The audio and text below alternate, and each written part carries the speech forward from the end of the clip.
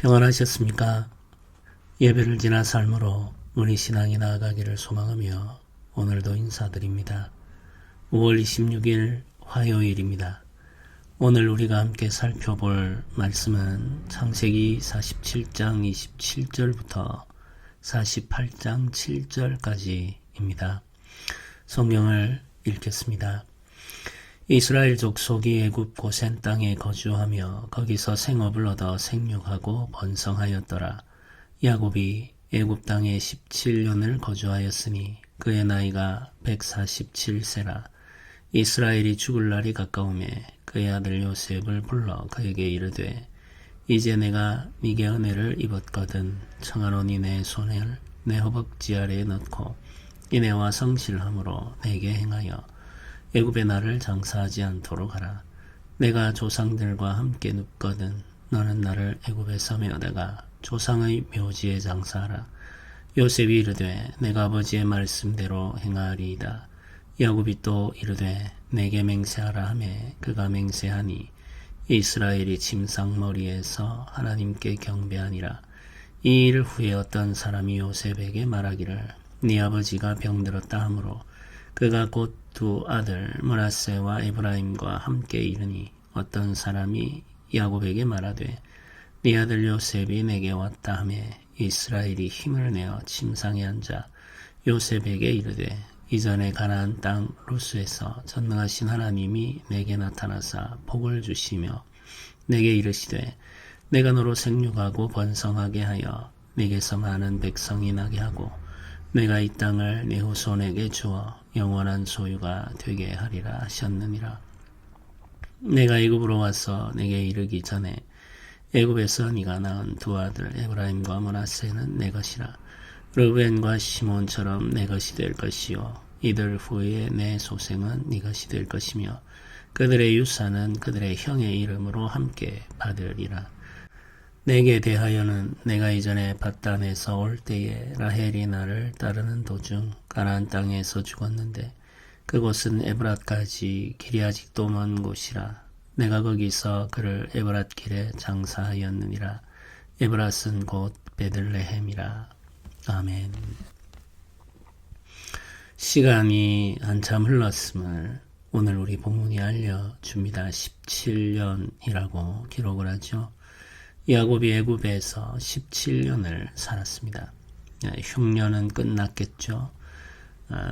두 번째 해 흉년이 있을 때 야곱이 애굽으로 내려왔으니까 흉년이 끝난 지 10년이 훨씬 넘는 시간이 흘렀습니다.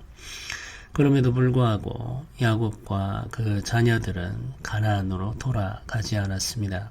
애굽 고센 땅에 정착하여서 그곳에서 살아가고 있는 거죠. 그곳에서 살면서 하나님의 때를 기다리고 있습니다. 하나님께서 애굽으로 내려가라고 하신 것처럼 이제 애굽을 떠나라고 말씀하실 날을 기다리고 있는 거죠. 하나님께서 택하신 때 그때에 애굽을 떠나 약속의 땅으로 돌아가게 되겠죠. 그 말씀이 있기까지는 야곱과 그 자녀들은 애굽에 머물러 살게 됩니다. 야곱이 애굽에 와서 사는 동안 요셉의 복량을 받게 되죠. 요셉은 애굽의 총리로서 바로 다음으로 큰 권력을 가지고 있는 사람이었습니다. 그뿐만 아니라 7년이라는 긴 시간 동안 이어진 큰 흉년의 때에 나라를 구한 사람이기 때문에 그의 권위는 더할 나위 없이 높았겠죠. 바로의 입장에서는 요셉이 흉년의 때를 보내면서 백성들을 구원했을 뿐만 아니라 나라의 기틀과 질서를 완전히 새롭게 만드는 일대 개혁을 이루어냈기 때문에 더 귀하게 요셉을 대하게 되었습니다. 바로와 요셉의 관계는 끈끈했고 서로를 깊이 신뢰했으며 바로가 요셉을 크게 의지하고 있었던 것을 우리는 충분히 짐작할 수가 있죠. 바로의 입장에서 요셉은 신뢰할 수 있는 지혜로운 신하였고 백성들의 입장에서는 요셉은 자신들에게 토지를 경작할 수 있도록 토지를 나누어 준 자애로운 관리였던 겁니다. 그래서 요셉의 권위는 견고했고 애굽에서 야곱과 그 자녀들의 삶은 평화로웠죠.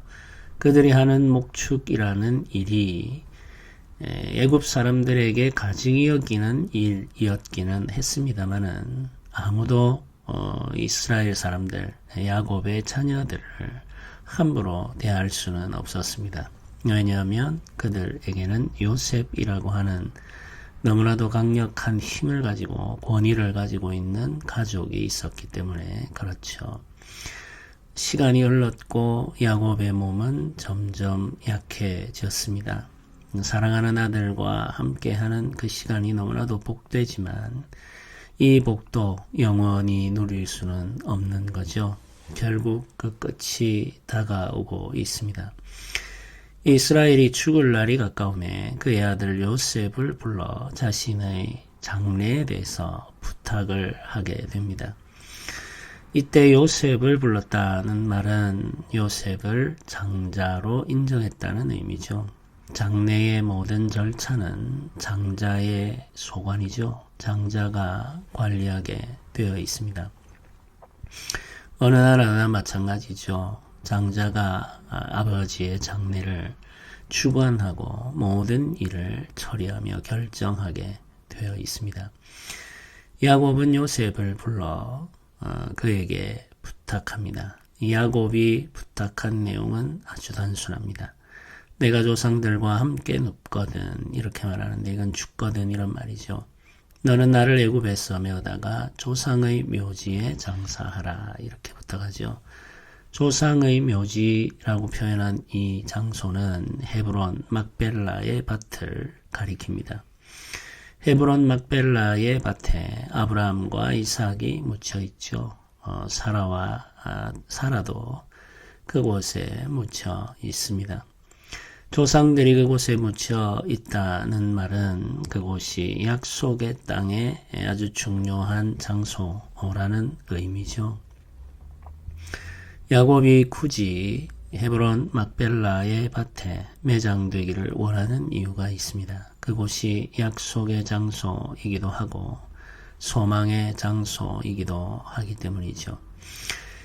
야곱의 아들 요셉은 애굽의 총리가 되어 있고 바로와 같은 권력자입니다. 그의 가족이 죽게 되면 왕들을 장례하는 절차에 따라서 장례를 치를 가능성이 굉장히 크죠. 요셉에 대한 존중 때문입니다. 아버지의 장례는 그 장자가 가지고 있는 권위에 엄청나게 많은 영향을 받게 됩니다. 그래서 애굽의 총리인 요셉의 아버지의 장례는 애굽 왕들의 장례와 같이 성대하게 치루어지게 되죠. 화려한 장례 절차를 우리가 상상해 볼 수 있겠죠. 많은 사람들, 그리고 많은 향품들, 그리고 긴 시간 이어지는 장례 기간, 이런 것들을 우리가 상상해 볼 수 있습니다.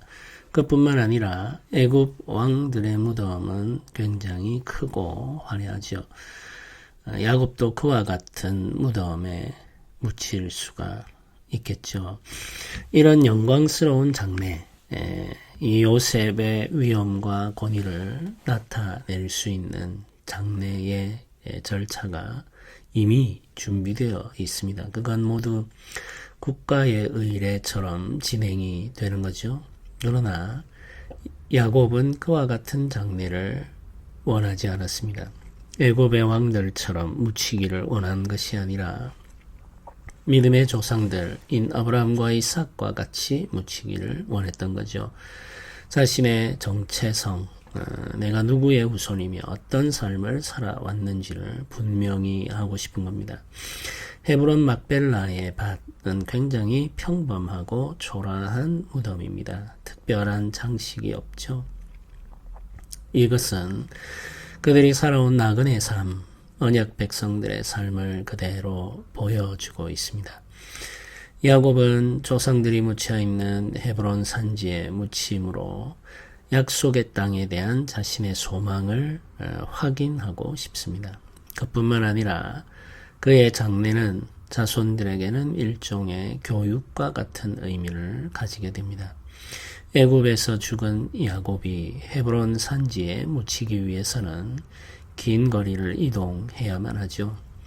그 거리를 이동하여서 헤브론 산지 조상들의 묘지에 묻히는 그 아버지를 볼 때에 그 후손들, 그 자녀들과 또 그 자녀들은 헤브론 산지를 하나님께서 우리 민족에게 주셨다는 사실을 회상하게 되죠.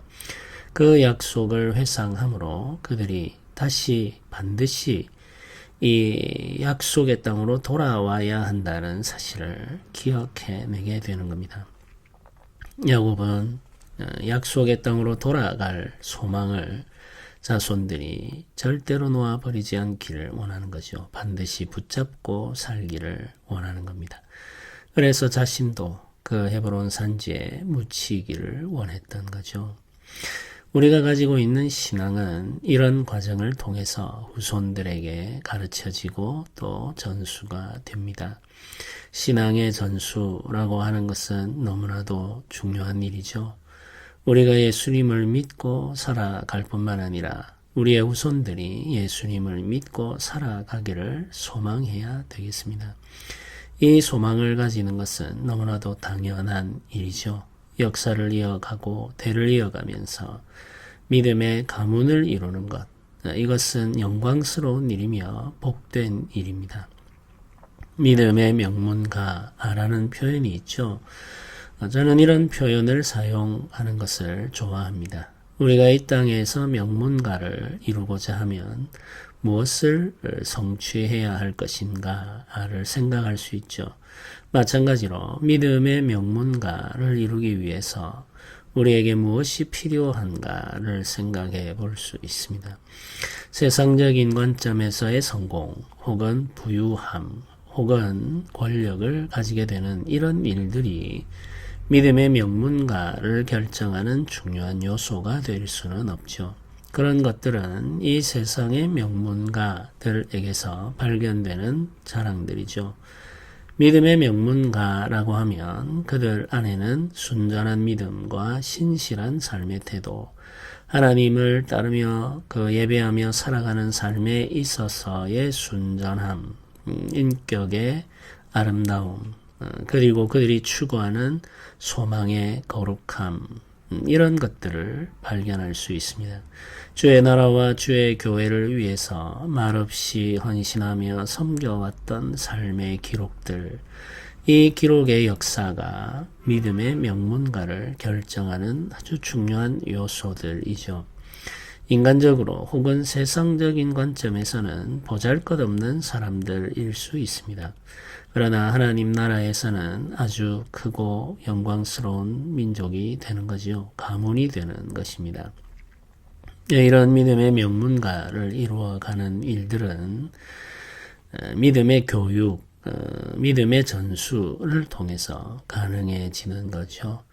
우리가 모든 나라와 모든 민족을 제자 삼는 사역을 소망하고 있지 않습니까? 근데 이 제자 삼는 사역의 시작은 가정에서부터 이루어져야 함을 잊어서는 안 되겠습니다.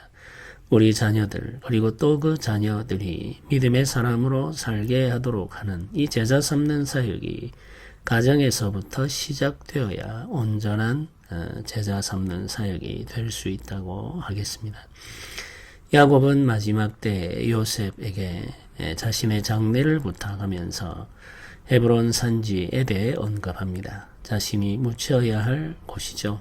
그런데 헤브론 산지를 말함으로 말미암아 하나님의 약속을 상기시키고 그 약속을 붙들고 살아야 할 것을 부탁하고 있는 거죠.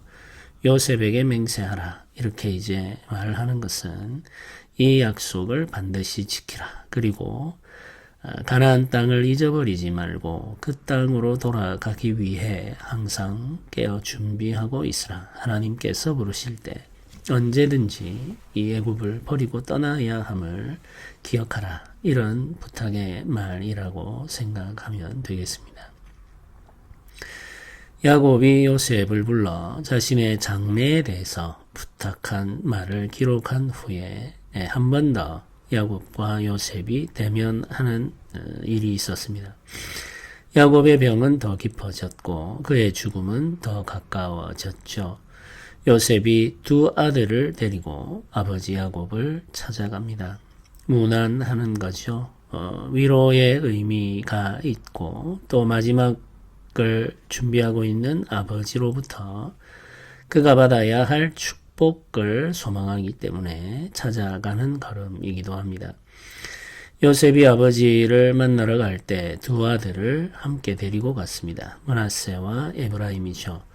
이 므낫세와 에브라임은 이집트 제사장의 딸에게서 얻은 아들입니다.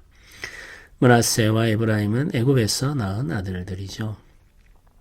이 아들들을 데리고 마지막을 준비하고 있는 아버지 야곱을 만났을 때 야곱이 이 두 아들에게 축복하며 말을 하죠. 하나님께서 자신에게 주신 생육하고 번성하는 복, 그 복을 이야기하면서 이 요셉의 두 아들에 대해서 이런 말을 남깁니다. 내가 애굽으로 와서 내게 이르기 전에 애굽에서 네가 낳은 두 아들 에브라임과 므낫세는 내 것이라 이렇게 말합니다. 이 말을 할 때 에브라임을 앞세우고 므낫세를 뒤에 두죠. 출생의 순서는 므낫세와 에브라임이었습니다. 48장 1절을 보면 요셉이 두 아들을 데리고 왔다라고 기록할 때 므낫세와 에브라임이라고 출생의 순서를 따라 기록하죠. 그런데 야곱은 이 두 아들을 말할 때 에브라임과 므낫세라고 말하면서 이 두 아들은 내 것이다 이렇게 말합니다. 르우벤과 시몬처럼 내 것이 될 것이다 이렇게 선언하죠. 그러니까 에브라임과 므낫세는 요셉의 아들들이지만 야곱의 아들들처럼 취급된다 이런 뜻입니다. 그래서 에브라임과 므낫세가 이스라엘의 12지파에 속하게 된 거죠. 요셉의 두 아들이 야곱의 아들들 가운데 포함되었다는 말은 요셉이 두 몫을 차지하게 되었다 이런 뜻입니다. 두 몫을 차지하게 되었으면 그가 장자의 권리를 얻었음을 의미하죠. 처음부터 요셉은 이 야곱의 장자로 취급받았습니다. 그가 입고 있었던 특별한 그 옷, 채색 옷은 장자들에게 입히는 옷이었던 거죠. 그래서 이 마지막 순간에 요셉이 얻은 그 장자의 권리, 두 몫을 분명하게 선언하는데 그 두 몫이 어떻게 주어지느냐? 그의 두 아들인 에브라임과 므낫세가 야곱의 12아들 가운데 포함됨으로 말미암아 그가 두 몫을 차지하게 되는 겁니다. 그러면 야곱의 아들은 13명이 되는 거죠. 그런데 어떻게 12지파가 되느냐? 그건 레위가 빠지기 때문에 그렇습니다. 이후에 하나님은 레위를 자신의 소유로 구별하십니다. 레위를 하나님께서 자신의 소유로 구별하심으로 나머지 야곱의 자녀들이 자신들의 삶을 살아갈 수 있도록 허락을 해 주시죠. 그래서 이스라엘의 12지파가 만들어지는 것이고 레위는 하나님의 소유로 따로 구별되는 겁니다. 제사장의 지파가 되는 거죠. 에브라임과 므낫세는 요셉의 아들들로서 야곱의 12아들에 포함되어 이스라엘 12지파의 우두머리가 됩니다. 이렇게 해서 하나님께서 이루어 가시는 민족 이스라엘의 역사가 준비되는 거죠. 이때부터 12지파로 이스라엘이 이 자리를 잡게 되고 이 12지파를 통해서 이스라엘의 역사가 펼쳐집니다. 레위를 통해서는 제사장의 직분이 이어지고 유다를 통해서는 왕의 직분이 이어지게 되는 거죠. 하나님께서 가지고 계신 놀라운 계획과 섭리가 이 12아들을 통해서 전해져 내려가게 되었습니다. 네, 이 말을 요셉에게 한 후에 그의 아내, 사랑하는 아내 라헬에 대한 이야기를 합니다. 7절을 이렇게 말하죠. 내게 대하여는 내가 이전에 바단에서 올 때에 라헬이 나를 따르는 도중 가나안 땅에서 죽었는데 그곳은 에브랏까지 길이 아직도 먼 곳이라 내가 거기서 그를 에브랏 길에 장사하였느니라 이렇게 기록합니다. 사랑하는 아내였던 라헬, 요셉의 어머니이기도 하죠. 라헬은 막내 아들인 베냐민을 낳은 후에 임종했습니다. 라헬이 임종하자 이 야곱이 에브랏 길에서 에브랏까지 아직 먼 곳에 있었기 때문에 길에 장사하게 되었다. 이렇게 말하죠. 에브랏은 베들레헴이다. 이렇게 기록합니다. 이제 조상의 묘실에 묻히지 못했죠. 라헬은. 이 이야기를 하는 이유는 요셉에게 대한 안타깝고 미안한 마음이 있기 때문이죠. 이때 요셉은 아직 어린 나이였습니다. 아직 어린 요셉이 어머니를 잃어버리고 이후에 외롭고 쓸쓸한 삶을 살게 되죠. 아버지의 특별한 사랑을 받았습니다마는 어머니가 없는 아들들의 삶이 얼마나 고달팠을지 우리가 충분히 짐작할 수 있습니다. 내 어머니의 아들들, 이 12이나 있으니까 그들 사이의 경쟁이 굉장히 심각했죠. 상처를 주고받는데 그들을 위로할, 요셉과 베냐민을 위로할 어머니가 계시지 않았던 거죠. 그래서 야곱이 특별히 이들을 더 보호하려고 애썼던 것입니다. 야곱의 입장에서도 라헬의 죽음은 가슴 아픈 사건이었죠. 사랑하는 여인 라헬이 죽음으로 말미암아 야곱 역시 그 이후의 삶을 쓸쓸하게 보내야 했습니다. 자기가 진정으로 사랑했던 여인이 이 세상을 떠날 때 경험하게 되는 상실과 이후에 경험하게 되는 외로움을 우리가 짐작할 수 있죠. 그 외로움과 그 슬픔을 함께 느끼는 사람이 바로 요셉이었던 거죠. 베냐민은 너무나도 어렸기 때문에 아무것도 알지를 못했고 요셉은 아직 어린 나이지만 아버지와 함께 하면서 그 슬픔을 달래게 됩니다. 요셉의 기억 속에 그때의 일이 남아있을지는 정확하게 우리가 알 수 없습니다. 너무나 오랜 일이기 때문에 그리고 어릴 때의 일이기 때문에 어쩌면 요셉은 어머니의 임종에 대한 기억이 없을 수도 있겠죠. 그러나 야곱은 그때의 일을 기억합니다. 그리고 그때의 요셉도 기억하고 있는 거죠. 그 일에 대해서 야곱은 슬퍼하고 또 어떤 의미에서는 자책하면서 아들과 그 아내에 대한 이야기를 주고받고 있습니다. 사랑하는 아들이 어머니의 품에서 더 오래 자랄 수 있었더라면 얼마나 좋았을까. 또 다른 한편에서는 내가 사랑하는 아내 라헬과 더 긴 시간을 지금까지 함께 보낼 수 있었으면 어땠을까 하는 이런 회한이 느껴지는 말이죠. 임종을 앞두게 될 때 우리는 여러 가지 많은 정서적 경험을 하게 됩니다. 지난 시간에 대한 후회 혹은 자책 그리고 감사 이런 것들이 교차하죠. 야곱도 마찬가지였습니다.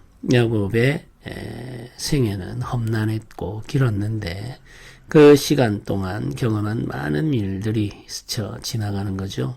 그 중에 가장 중요했던 한 순간을 떠올리며 아들 요셉과 그 이야기를 주고받으며 자신의 생을 마감하고 있습니다. 우리의 마지막이 어떠할지를 우리가 생각해 볼 수 있겠죠. 어떤 소망을 가지고 눈을 감을 것이며 어떤 이야기를 하면서 마지막을 준비할 것인가. 그건 우리의 생을 결정하는 혹은 우리의 삶의 가치를 결정하는 아주 중요한 내용들이 되겠습니다. 마지막을 항상 준비하며 살아가면 좋겠습니다. 오늘 하루를 살아갈 때 마지막을 바라보며 살면서 우리가 남기게 될 유산, 혹은 믿음의 유산들이 어떤 것이 되기를 소망하는지 생각하면서 순간순간의 삶을 신실하고 또 진실하게 살아가는 우리 교회 모든 성도들이 되시기를 주님의 이름으로 부탁드립니다. 함께 기도드리겠습니다. 은혜로우신 하나님 아버지 감사합니다. 우리가 마지막 때를 준비하며 사는 자들이 되게 하옵소서. 이 땅에서의 삶이 언젠가는 끝이 납니다. 그 끝을 바라보면서 오늘을 신실하게 살아가기를 원합니다. 우리의 걸음이 흔들리지 않도록 붙들어 주시고 선하게 하여 주시기를 원합니다.